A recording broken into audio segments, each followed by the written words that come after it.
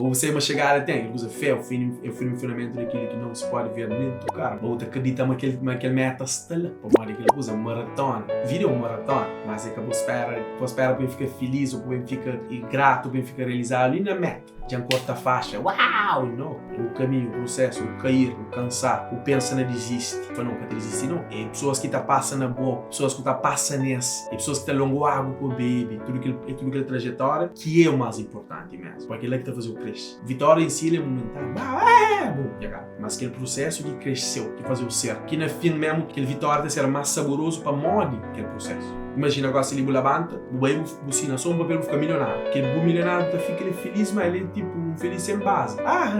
Mal que ele sofre, cansa, não chega lá com ele, felicidade, mais dor. Uau, tu jogo para outra parte do jogo de trajetória que faz. Ok? Por isso que a gente chega ali. Vídeo maratona, mas aproveita, ele espera de uma porta faixa.